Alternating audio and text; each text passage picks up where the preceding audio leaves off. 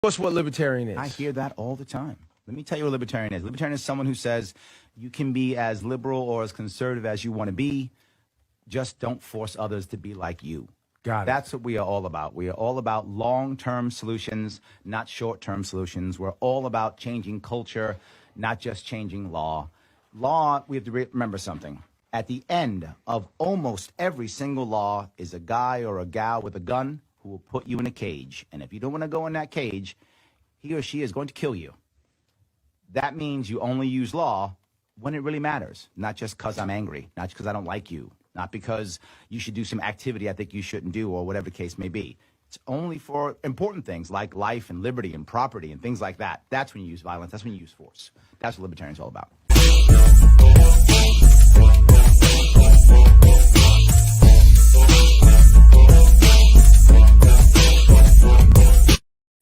Hey, welcome everybody to Libertarians Drinking Coffee Live. Yes, the brand is strong. We are still rocking and rolling, drinking coffee live here. Absolutely. Look, if you want to get people to, move forward with our movement, we have to get past our media blockout, which means you have to like, comment, and share. Like this, comment, share it all over the place. Let people know that we're doing this. It does matter. It gets those cool algorithms. See what a tech guy I am? It gets those cool algorithms going so that people can watch us. This is how we're going to get people to know we're running, because as you know, I talk about it all the time. The presidential election does matter. It's important. And so are all the people running locally. It all matters. It's not just one thing. It's all of it. And I have someone here today who was running locally. I have the man himself from New Jersey, running for Congress in New Jersey, Mike Rufo. How are you, sir? I'm fantastic, Larry. How are you doing today? I am doing great. And for people who want more info on him, head to Run Rufo 2020. Run, Mike, run. Absolutely. I'm very happy you're here. So I got to ask, as I ask almost everybody here, you've decided to step up. And there are a lot of ways that someone can make impact in this movement. Lots of ways. And you've done that in the past, right? You've done many things in the past. Absolutely. I'm curious as to why you chose to run for Congress and why you chose now. Well, I chose to run for Congress because for me, it's the smallest and most local version of the federal government that you could possibly attack. You have your local, you have local politics, you have your township politics, your county politics, but then you have your state legislators. Now, a congressional district is basically the size of a legislative district for most states, right? Sure. So my theory is I can still run locally. It's still a small group of people, a community that I can connect to, that I'm aware about, and who I can relate to.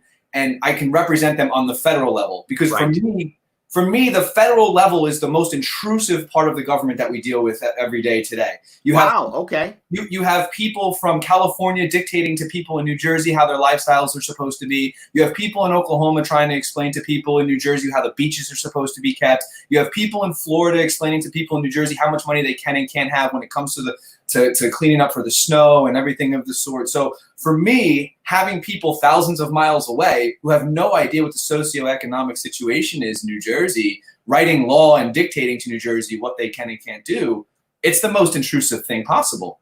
I mean, it's really funny that you say that, right? Because I think most people think, the average person says, no, most intrusive is, my local guy who's telling me whether I can put my garbage out at 9 o'clock or at 8 o'clock or something like that. Most people would think that, but I see what you're talking about. You're actually talking about the idea that locally, at least that local guy or gal probably lives there, right? At least that person actually has to put their garbage out at 9 or 8 o'clock or whatever it is. But you're saying you've got people who don't have no idea what's happening in your world, and they're affecting your world. Exactly. And that's the point. See, the guy or gal that's local, I can walk over to their house, I can knock on their door, I can have a conversation with them. We can use community to work together, because the most effective way to govern each other is when community does it. And when we come together as a community, you cannot do that if you live 3,000 miles away. Though I respect what you need for your life and for your family and for the people over there, I also don't want to tell you over there what you should and shouldn't do. So my goal is to bring about solutions for minimizing the intrusion of the federal government and bringing government back to the local area.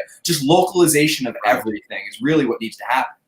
Got it. Someone thinks you did a good speech yesterday, by the way.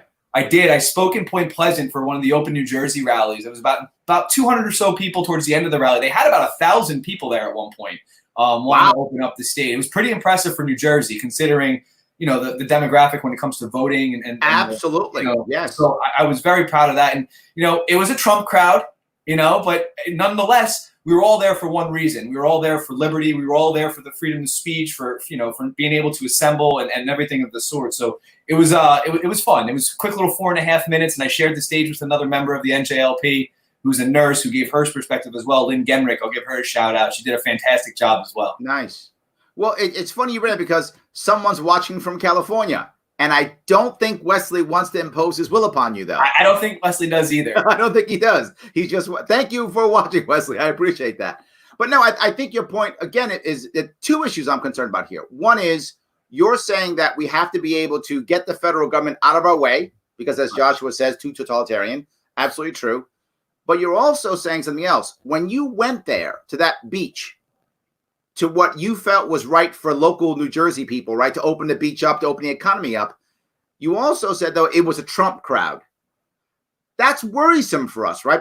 Not because we're anti-Trump or pro-Trump. That isn't the issue. The issue is I want people to realize we're not pro or anti-Trump. Right. We're just pro-us. We're pro-us. Correct. Right?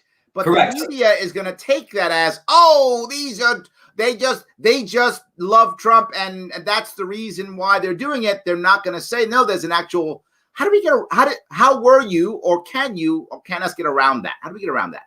Oh, it's easy. You got to hit it. So your rule, the 80-20 rule, right? Mm-hmm. See, the beauty of the libertarian platform is I don't care if you're a Democrat, a Republican, a Green Party, or what it is. I probably agree with you on 80% of the issues. And if I can focus in and we can focus in on sharing that conversation together, it's very easy to guide each other down a path where it's like, you know what? I can work with you. And we can work together to affect positive change in the future without having to be so nasty and vile. See, yes. One of the people when we were there, she shouted, and we're going to do that by voting red. And I said, that's great. Go ahead and vote red. But here's what I ask of you. I ask of you to give me a chance. Have a listen to what we have to say. You don't want to vote for me? That's fine. It's your vote. You should vote for whom you want to vote. What I'm asking is you listen to my ideas. You listen to the ideas of our friends in the libertarian movement. We will coalesce with you on issues that are like-minded. And what I do ask, though, is I do ask that you bring those ideas back to your Republican representatives and bring them back to a small government platform that allows us all to be free as individuals, because we don't need them printing $6 trillion of debt and driving us further into debt and imprisoning our children. And they got a good response out of the crowd. They were very thankful. There was a couple of Democrats that went on stage too. I'm sure there were. The event was a lot bigger than political party. And I ended it with liberty is more important than your political affiliation. And that got a big round of applause too, because I think people are beyond that for this specific issue.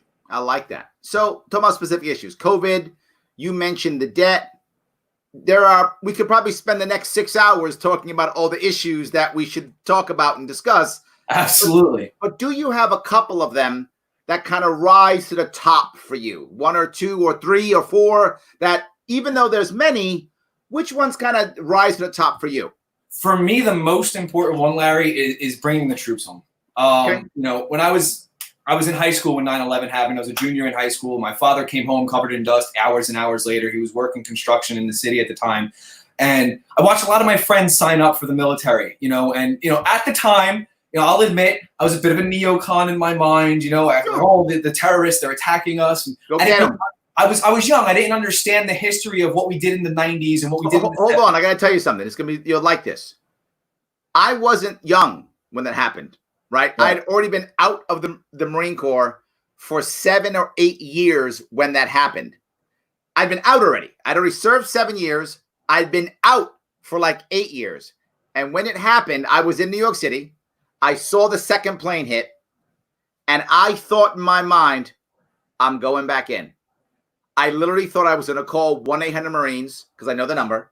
I was going to call 1-800-MARINES, and I was going as an infantry officer and go right back in. I thought the same thing. I didn't do it, but I wasn't young, and that reaction, I still had that visceral reaction of doing that. So I'm sorry, I didn't mean to interrupt you, but I'm just saying I get it. I think, and we all did. I mean, you saw it. There was the American flags were everywhere. We all fought, and we all wanted retribution for what had happened that day.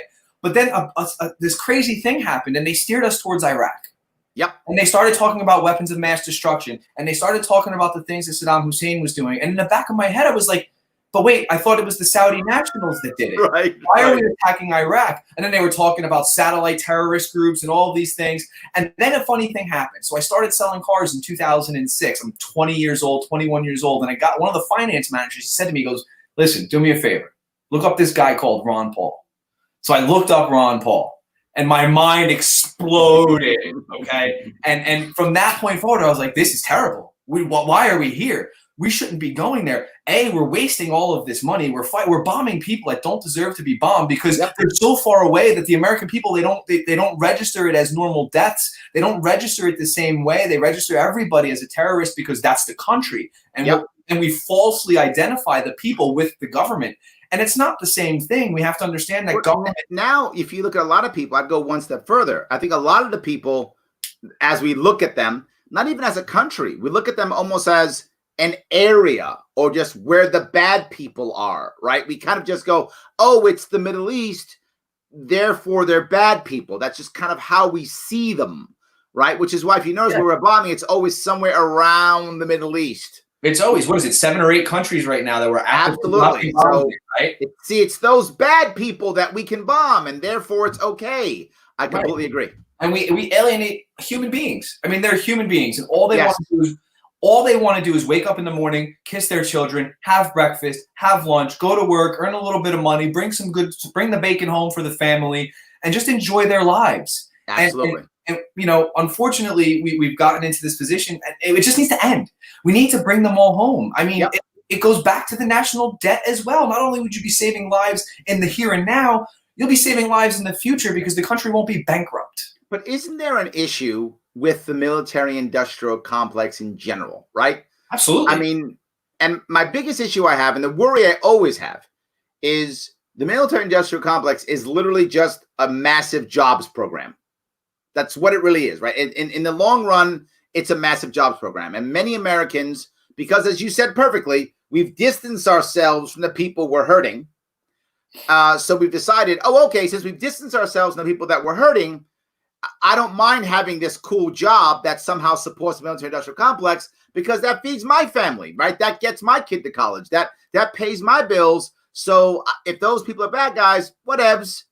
Is there a way that we can get around that piece also, right? I mean, there's 2 parts to that, right? Absolutely. So the thing is, what creates those jobs and what creates those positions for people is money. Yeah. We're taking this money and the government is taking it from us and they're filtering it through all these different layers of bureaucracy and everybody has their hand out and gets a piece. Imagine if we could take that I think it's about $700 billion. It's close to $1 trillion a year we spend through the military-industrial complex. Imagine taking that $1 trillion and spreading it out through the market. Imagine somebody who makes $40,000 a year now has an extra $6,000 to work with, and they can start that business that they want to start. And they don't have to worry about trying to find that safe government job because they found freedom with creating their own business. Think of the scientists and the entrepreneurs that can take that same money and rather than developing war machines, they turn around and they develop some type of technology that makes life easier for us and increases the quality of life for Americans. Could you imagine what $1 trillion a year invested back into the marketplace could do for the quality of life for everybody in this nation? You're saying instead of taking this $700 billion and putting it into weapons of war, take this $700 billion and put it back to people to spur entrepreneurship and innovation that would still grow the economy, would still employ these people without having to have a military-industrial complex. Yes, build the economy from the bottom up.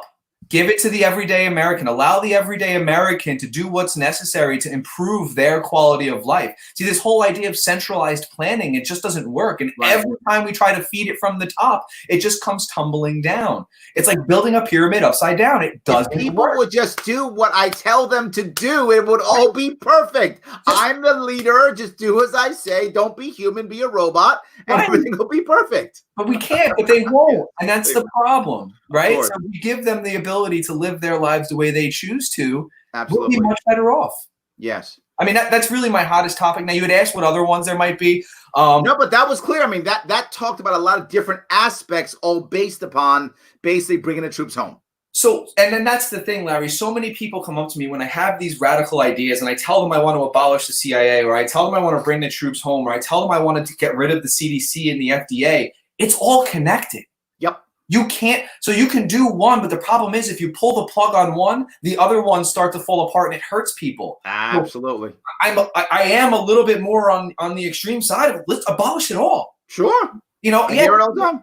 But a lot less people are going to get hurt, and it won't be as amplified because there won't be just one group of people screaming. Everyone will kind of work together to figure it out, because you won't have the people who are sitting there comfortably. Oh, it doesn't affect me. No, it's affecting everybody. We all need to move together. We all need to get together in our communities, and we all need to make this work. But you've brought something up, though, which most libertarians fail to do, that second piece, but you did it well. Right, the first piece that libertarians do well is abolish it all. We do that very well. Right. But the problem is you actually the right thing, which is, and now community and we work together, and that's the part that people actually want to hear. Right? They want to hear that second part a whole lot more than the first part. And I'm glad that you actually brought it up. In fact, hold on, Lisa brings this up. She says, "What I got from a Democrat when asked if he wanted to know about the Libertarian Party." So you want 8-year-olds working overtime in coal mines so they can buy black tar heroin, because without regulations, that's where you go. Now, obviously, that's a tough one, but Mike, people say stuff like that. Absolutely, and they say it to me all the time, Larry. Yes, they do. So let's look at this. Let's go back in time a little bit. Let's jump in the time machine. Let's get in our DeLorean. Let's go talk about what happened with Henry Ford. Okay, now Henry Ford wasn't a great person. We all know he had his flaws. But when he implemented, don't say he wasn't a person, just he's a flawed person. He was a flawed person, right? Okay, he did great, but he did do great things for society. Okay, he had the 40-hour work week before the government mandated the 40-hour work week. He had competitive wages and forced people to come work for him, because he knew that if he paid more money, more people would come work for him. His factory would be more productive, and the company would be more successful. Now let's jump back into DeLorean, come back to today's world. Look at what Amazon just did. Now, they're probably a bit underhanded in the fact that they're trying to force the government to maybe pass a minimum wage law that'll cripple small business. Okay. However, they just raised their minimum wage to $15 an hour without the government telling them they had to. So what happens is, when you have these competitive forces, people want to make more money. If you have the talent to go out and make more money, you're going to find it. And people want talented people to work for them. They don't just want any schlep. Being involved in the hiring and firing of employees in the past, I know that I'll pay a couple extra dollars if I know that this person really knows what they're doing and they're going to take stuff off of my plate. Sure. That's the important. When you hire somebody, it's so that you can get things off of your plate, so that you can move forward and take on bigger things and expand your enterprise. Absolutely. It's in the best interest, and it's natural that people are going to want to pay more money. And to talk about child labor laws, when Henry Ford increased the quality of life of all of his employees, you see, as the quality of life of employees goes up and as more people start to make more and more money, there is no need for children to go to work. Right. Child labor was all but eradicated by the free market prior to any laws written. Most of the laws codified what the market already put into place. It's a common thread. I was just about to say, it's a common thread throughout all of history. You look at the first minimum wage laws, it was after wages had already been there for 99% of people. Poverty had been driven down 99% over the course of about 100 years prior to Lyndon Johnson signing the war on poverty, right? When he started that whole thing, poverty hasn't really decreased much since Lyndon Johnson signed. So here's the piece I want to bring up, which goes to the first piece you talked about, which I liked, is you went right to community, right? What we try to do is community decides something is right or good, and then community begins to do that thing. Government steps in and says, let me codify that as now law, so that I, as government, can see I agree with you. I'm the hero. And now the history books will say the law is what did it, even though the law isn't what did it. But here's the worst part. Whenever you add government, you by default remove community. Correct. And that's why once the government does it, progress stops. 100%. Because you've removed the community, which is what made the progress. Yes. So for us, and this is why I keep saying what you said, because I love it, you said, let's get community in. Because when you bring community in, then you can remove government. It's not required because community is there. That's the point that I love, and you're saying that. And I love the idea of saying, look, if we put the community back into the local area where people step up and help each other and do the right things, you don't need government at that point, and it can walk away.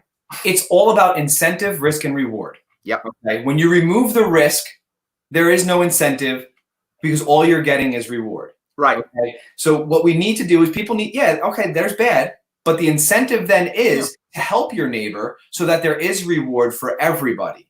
Absolutely. Okay. It's people don't believe in charity anymore because the government has removed that risk. Yes. If that risk still exists, those mutual aid societies, the churches, all of the local nonprofit organizations would be 10 times more, 100 times more involved in your local community. You'd see more moose lodges, more elk lodges, you'd see more of all of that. You know, the churches would be allowed to shelter homeless people to help them on their way. They wouldn't be restricted from doing that. But the problem is the government says, no, you're not allowed to help everybody. I, by law, have to help everybody. Yep. So I can fool you into believing that I need all of this power.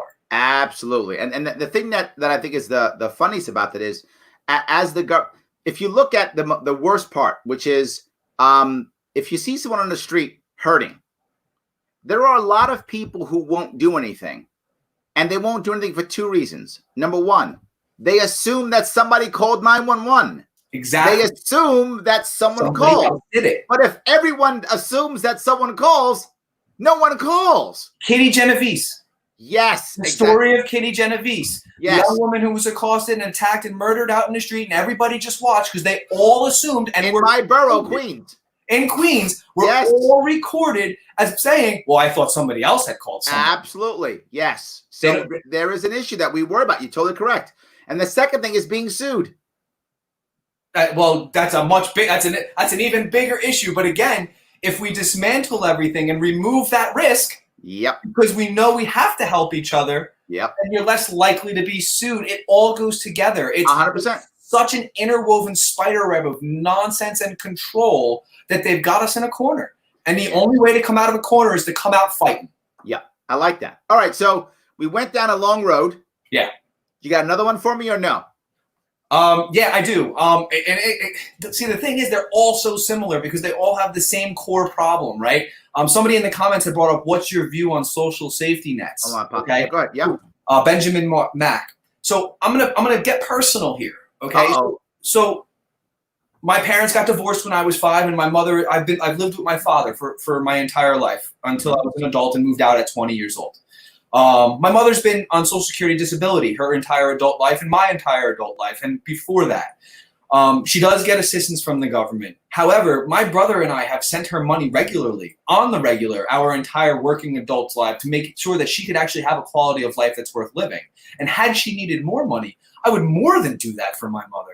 And in the same token, I have a half brother who goes to school. She's done some homeschooling with him, but they've gotten assistance from local church groups and local mutual aid societies and food banks to help get her going. Me and my brother have bought her last 2 cars. We've done everything we could. As a matter of fact, I have conversations with her on the regular that I want her to come home. We're more than okay. I don't want her come. I don't care about your Social Security check. I don't care about any of that. We'll make sure everything. But she's very independent and she wants to use that. So I'm not going to fight with her on it. But the idea that people aren't going to take care of their parents and that they're not going to take care of their neighbors, nobody wants to watch people die in the streets. Nobody wants to watch bad things happen. I do honestly and wholeheartedly believe that social safety nets don't need to be organized by the government. They are going to exist no matter what. The reason they exist within the government is because people want them to exist. So if we didn't have a government apparatus forcing us to do it, we would figure out a way to do it ourselves. We're the most ingenuitive species to ever walk the planet. So if I'm understanding, I'm just if I can get the question. If I'm understanding, so are you saying is this an abolish argument? Is this a not abolish argument? I'm not sure. I get you don't like them. I get it. And I get people use them. Yes. Is this a get rid of them tomorrow argument or something in between? I think you could safely get rid of them tomorrow. I understand that people don't believe that. However, I'm more than willing to come to the table and let you know, here's my end game. My negotiation chip is abolishment. How are we going to work this out and where are we going to go? And I'm going to be hard on it. Now, so I understand. What you just said, though, and the 2 separate things. You said, I want to work this out, but I want to abolish. Does that mean you want to plan to abolish? Well, here's the deal. It's not my job to have the plan 100%. Okay. My job is to come to the table in negotiations. Larry, you're a businessman and you understand this, right? Yep. Yes. the way the government works and the way society works is there's going to be a middle ground somewhere. And I understand that. And I'm not foolhardy, and I understand there's no magic red button that's going to make that happen. And I'm okay with that. Press the button. Listen, if I could press that button tomorrow and everybody was okay, I would do it. Now, I understand people are going to fight me on that, but that's okay. Because I'm going to sit down at the table and I'm going to say, all right, Nancy, here, Miss Pelosi, here's the deal. This is what I'm offering. This is why I'm offering it. This is how I feel it's going to be effective. What's your counteroffer? And then we're going to work on it together, because you have to work with the people in your community. But I don't think it's bad for them to understand what you believe, why you believe it, and how you got to that position. Okay. It's not a bad thing to bring your Listen, guy comes into the dealership, offers me 20 grand for a $30,000 truck. I'm going to laugh at him. But at the same token, he and I both understand that that's not where we're going to end. You know what I mean? You have to approach it from a business perspective. And I don't want to come in with a compromise. You got point X and point Y on the scale, right? And I've been making this argument all weekend. I've got point X and point Y on the scale. If I come in and tell you, I'm okay with point X and a half, we're going to end up a lot closer to point Y. And my end game is I want you to know this is where I want to be. I'll work with you. I'm not a terrible human being. I'm not a bad person. But I want you to know what my end game is and how do you and I work together to get there. So you're saying that while you want to abolish, if a compromise to get there was put on the table, you'd be okay with that or no? I would work with any compromise. You'd be a terrible business person not to compromise with people when they're trying to compromise. You get nothing done.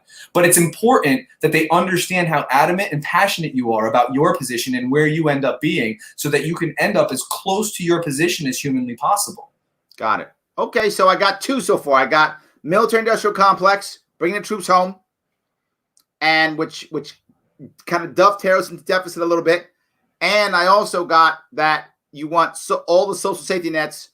Let everyone know, hey, our end game is 0. I'm going to fight you to get to 0. How do we get there? Exactly. And I want to bring community in to replace government. Did I get that right? So far, perfect. Awesome. Do you got one more for me, or that's kind of the big ones? So that's it. I've got one more big one. Okay. The drug war. Okay. Abolish it. Look to what Portugal did. Yep. Stop throwing people in a cage for having a vice, and let's start worrying again, letting community take care of people. So I've got friends that work in rehab facilities. I've got friends who have been addicts. I've got friends that have died from overdoses. I understand the pain and the suffering that it goes through. You know, if you look at my League of Women's Voters, because I ran in 2018 as well for the same position. If you go to my League of Women's Voters debate that I had in 2018 with Josh Welly and two other independent candidates, I told a story about what happened to my brother when he got into a motorcycle accident, and he was bedridden for a long time. Thankfully, he realized that the morphine and the pills they were giving him was what was causing him the discomfort in his legs, and he was strong enough to realize that, no, I don't need the morphine. The morphine's what's making me feel this way. And he was able to fight it. It was the worst week. It was such a bad week when he took himself off of it. But it worked out for the better. But if we had more nurses and more doctors working with people to come off of these drugs, if overdoses 9 times out of 10 are from tainted product or too strong of a dose that somebody doesn't understand what they're taking. Absolutely. Right? I know my mom was an addict. I know. So people, you know, and I think we spoke about this at the criminal justice reform thing that you and I did back in October or September or October.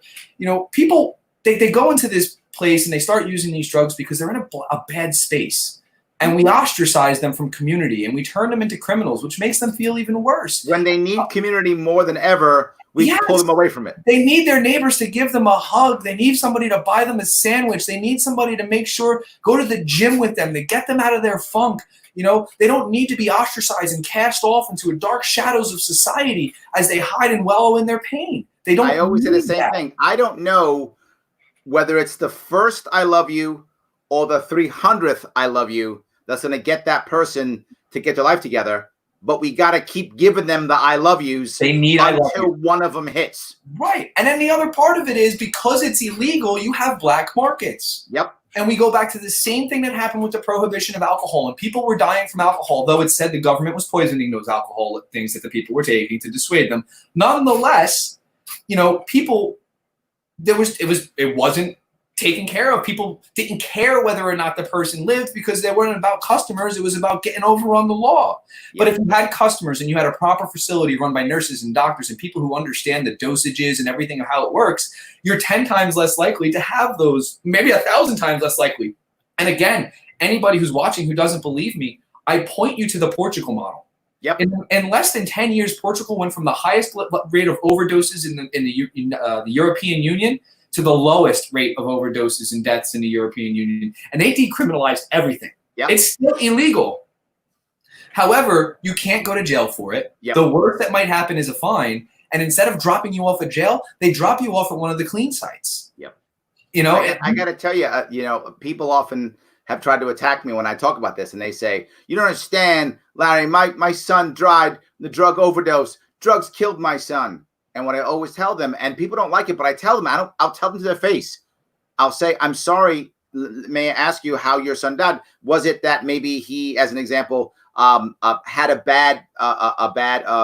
dose and overdosed, or is it because he was in rehab and he came out and didn't know how much he could take?" And she went, Yeah, the drugs didn't kill your son. The war on drugs did. If you want to blame someone for killing your son, I get it. If you want to blame someone, blame the last 8 presidents. Correct. Every one of them could have changed this, and none of them did. That's who killed your son. Not the drugs, the war on drugs. Blame the last 8 presidents. And those we should blame. And people get shocked when I say that, but I will, right to someone's face. Like I said before, my mom was an addict. I know what it's like. I don't know what it's like to lose someone. That I don't know. But I know what it's like for someone to abandon you because they choose the drug over you. I know what it's like to have to get someone out of prison because they've gone away and are a victim of a drug war. That I know. That pain I understand. The death part, I don't know that pain, and I can't. But that part I do know. And something else I know, and you brought it up. But Chris, I love what you're saying, Mike. I love what you're saying. The concept you're bringing up of community, because when a person has a problem, whether it's a medical problem, a social problem, a financial problem, the first thing they need is not a government program. Correct. The first thing they need is someone who cares. Exactly. And if you find that person, they'll get you where you need to go to fix your problems. So you want to hear something funny, Larry? You know who doesn't really care? Bureaucrats. Yes. Because a bureaucrat's job is solely to stamp paper and process and shuffle along as they punch in and out. Now, some of them may care. They may have chosen that job with the government because it speaks to their heart. But you know who does care? The person who leveraged their home, the person who leveraged their entire life savings to start a nonprofit to take care of people in their neighborhood. That person is going to do more and jump through more hoops and break their back more to make sure that somebody actually gets the care they need. They will break laws to make sure that those people get what they need, and God bless them for it, because 100%. those people care. So again, the less we take the government out of it and allow these people that care in our local communities to fix the problem, then we will have a better society. Yeah, look, I'm not mad at bureaucrats, but just look at someone who works for the government, right? You can't be mad at somebody for taking a job. Why does someone? Yeah, exactly, right? Why does someone work for the government? It's usually because they go, "Oh, good job. It's a safe job. Good job. Pay my bills. Take care of my family. Well done. Good on you. I'm not mad at you for that. We've all thought about doing it. I love it. Good for you." Now look at someone who works for a nonprofit, who works a whole lot more hours, less protection for less pay. They care. A lot. They care. Some of them work for way less pay and work a whole lot more hours, and still they care. I totally agree with you. All right. So you gave me 3. I appreciate that. Now I got to go one step further. Sure. I got to jump on the big one that you didn't bring up, which everyone's talking about. COVID. Right? I mean, everyone's talking about it. You kind of talked about it when you went off to your speech yesterday. Awesome. Do you have a view on the response one way or the other? Yeah, I think the response, basically, the problem started with the CDC. Okay. In January, we had a lab in Washington that was willing to perform tests to make sure that people had come over from an infected area were positive or not. Mm-hmm. The CDC said, no, don't do it, throw them out.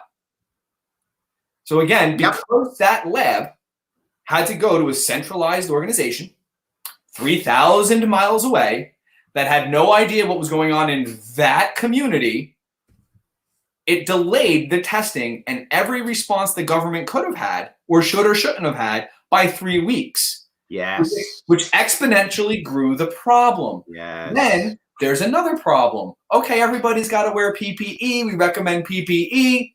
Well, the FDA has all of these restrictions for efficacy rather than safety. Yes. There's hundreds of thousands of pieces of PPE being shipped out weekly around the world that American doctors and nurses are not allowed to buy per the federal government. Yep. Again, this is mind-blowing. Larry, my wife's a nurse. I understand the severity of COVID. Yep. My wife actually moved out for 6 weeks and moved in with her mother-in-law who works at the same hospital. And I played single dad for 6 weeks because we wanted to do what we felt was responsible for what was the responsible action for what was going on in our community, because we didn't want to spread the disease ourselves. Right. We understood the risk because we're intelligent people. We know that we need to wash our hands. We know we need to separate it ourselves and do what you actually don't have to be that intelligent to figure this out before. No, and most just be average.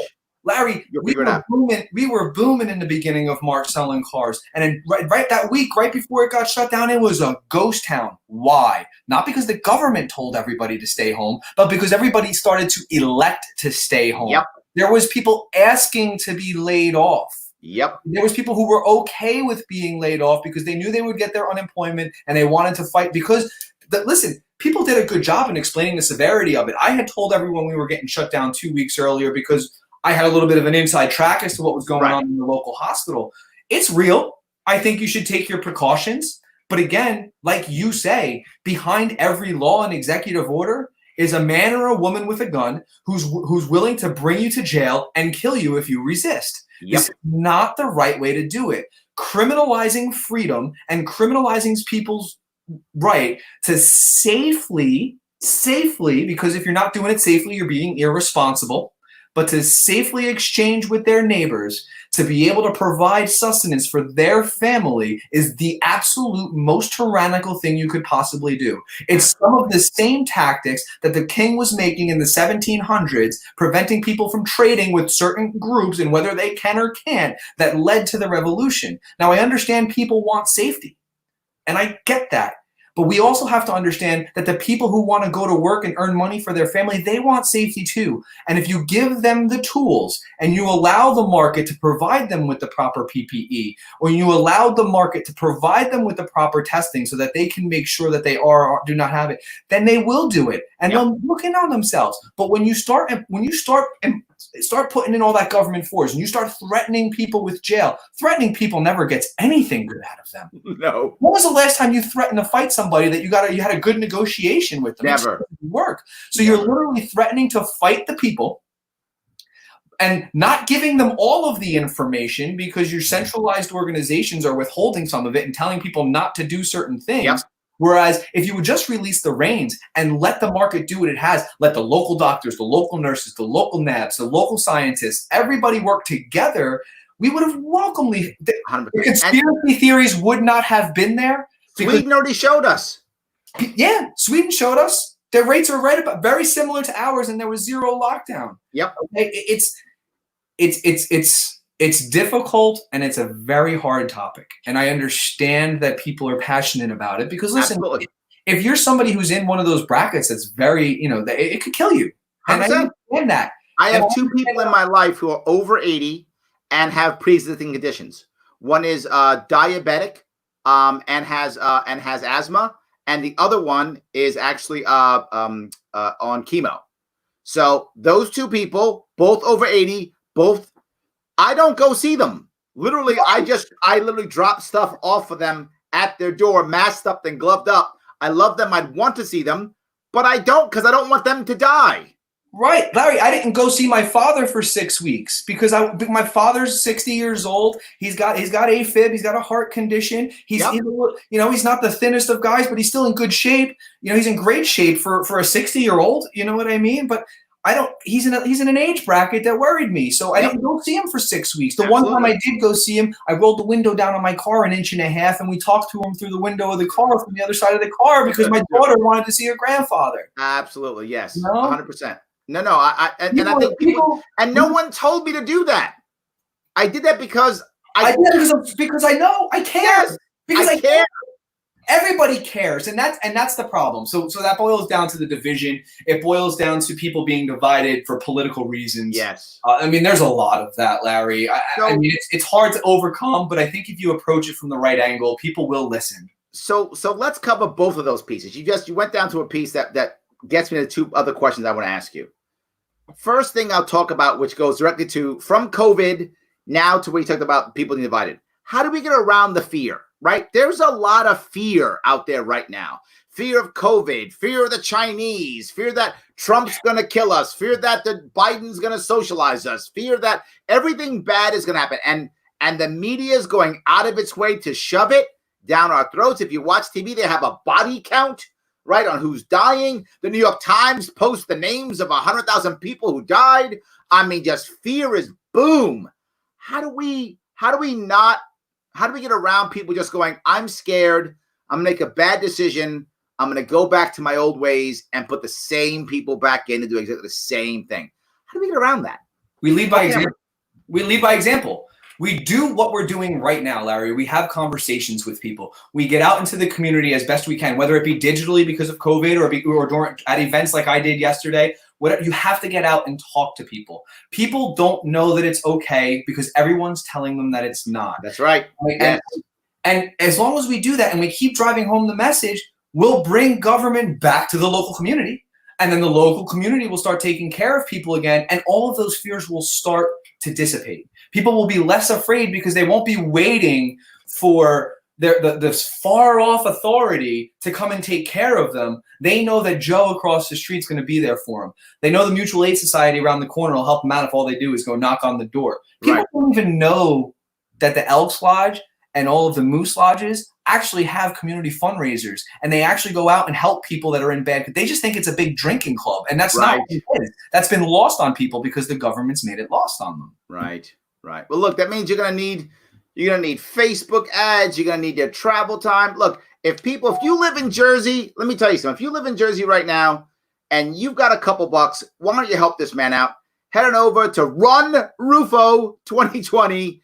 And if you've got a couple bucks, drop him a couple bucks. He needs money for those door hangers. He needs money for Facebook ads. He needs money to travel, to head down to the beach so he can yell at people who are at Trump rallies. Tell them to stop work. Don't vote for Trump. Vote for him instead. Right? He needs money for that kind of stuff. He's got to make it happen. Head on over there and write him a check. And if you can't give him any money because you're in a tough spot, and a lot of people are, he needs volunteers too. Exactly. Please send me an email. Send me an email. I'll respond. I got one last thing as to how we do this, Larry. Go ahead. We work together in the Libertarian Party.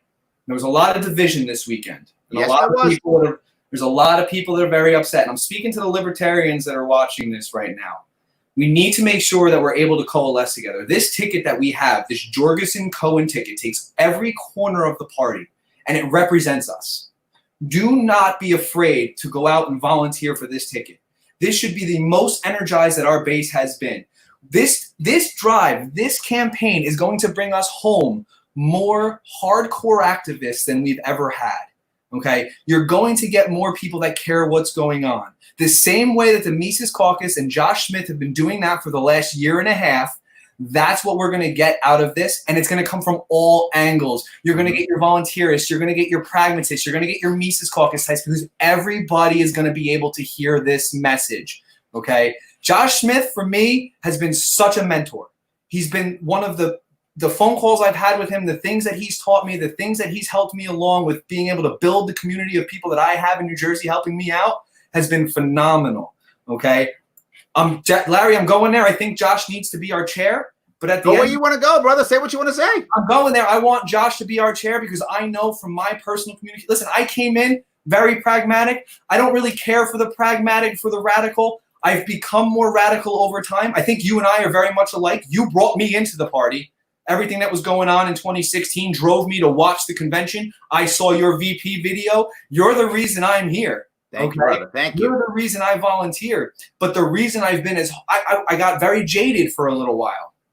Because I know the feeling. This is hard. You run a campaign and you don't get the votes you were thinking you were getting. You beat the other independents and you did a better job than all the other independents, but the people talking to you after the events didn't translate into what you thought it was going to be. It's frustrating, and you get. I know the feeling. But you know what? These people, there's people that care. Nobody in this party hates anybody. That's not true. Well, okay. That's not true. All right. I think overwhelmingly we all. Yes. Overwhelmingly, that's true. I would say 80, maybe 90% of this party wants to work together. I'd agree. That's totally true. And I want that. And I want everybody to come together. And I think all of this nonsense that's been going on needs to stop. I think people need to stop lying. I think people need to stop trying to play their own personal agendas and understand that as long as we work together, we are going to be phenomenal. This is going to be the biggest impact we've had on the local level in so long. We're going to have so many volunteers coming through. Please support Jorgensen. Please support Cohen. Please support Josh Smith. Please support Larry Sharpe. Please support the LNC. Please support the COC. Support everybody, because if we're not in this together and our community is fractured, we cannot prove to the rest of the world that the community is the way to do it. I love what you're saying. I'm in, brother. I'm glad I was able to help you. I'm glad I came in. I agree with you. I came in from Gary Johnson. Right in 2012. And it's funny, exactly what you're saying. When I came in, I thought Gary Johnson was a radical when I first came in. Yeah. That's what I thought. I thought, Gary Johnson, this guy's radical. And then when I learned about it, I'm like, oh no, he's not a radical at all. No, he's not. And I began, I became far more radical than he is. Absolutely, as I stayed in the party. I think it's true, which is why I think we have to. I'll add one more piece. Let's not just stay together. Let's stay together, and let's recruit and grow. Let's grow together and recruit. Let's grow together. And absolutely.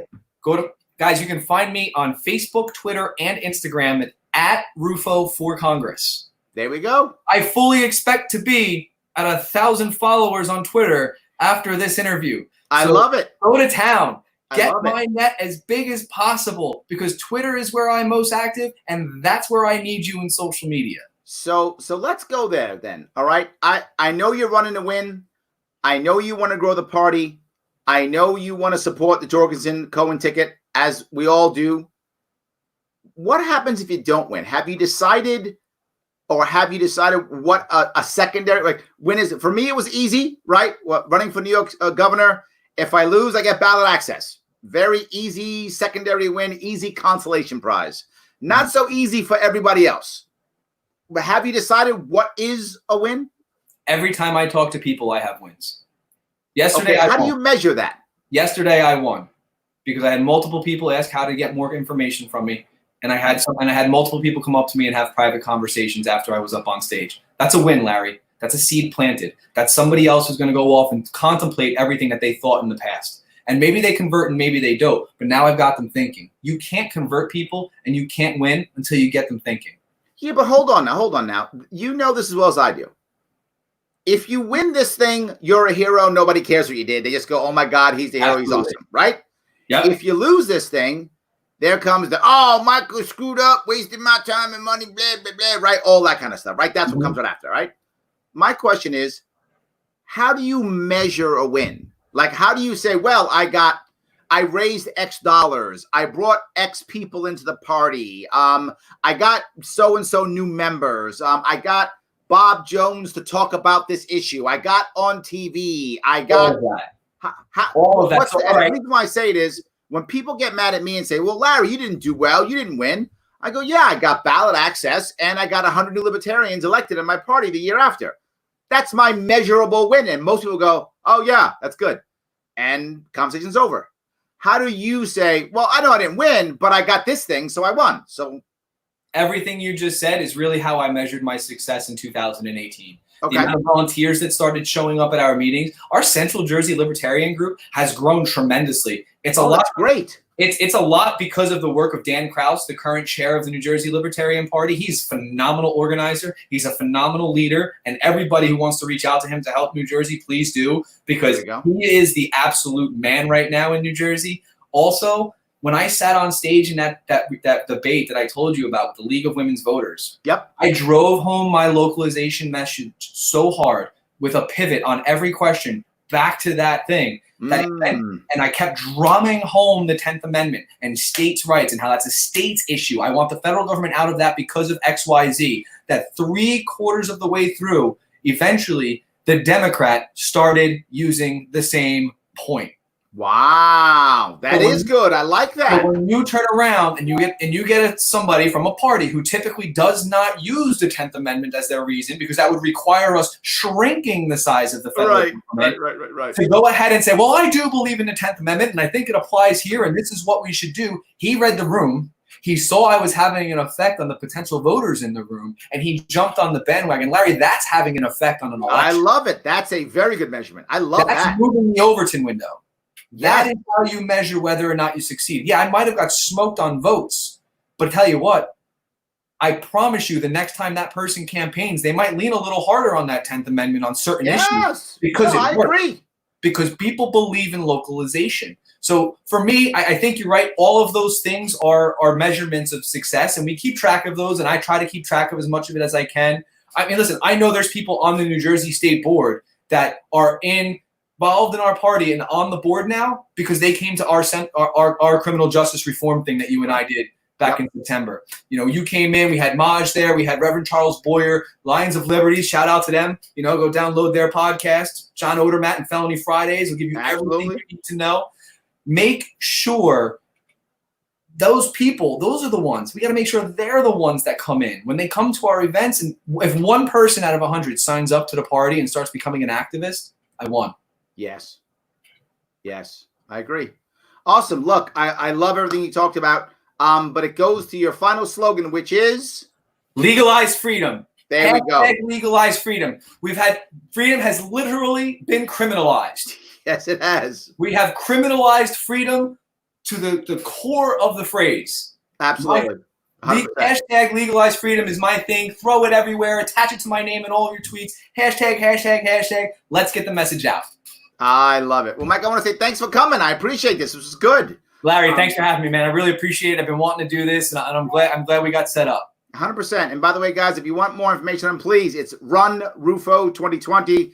Particularly if you're in New Jersey, help him out. But even if you're not, he can use social media warriors anywhere. The entire country needs them all. And guys, there's no rules against people donating to me from around the country. If you feel that you want to help New Jersey, flip gold, and you think that, I have a message that you can support as a libertarian, that you want to see more things done with, I need the money. My goal, and I'm going to throw it out there, my goal this go round is to raise anywhere between $20,000 and $40,000 and have an impact of 5% on this race at the very least. There we go. I love that. 5% vote would be the highest third-party vote total in New Jersey in quite some time, if not ever.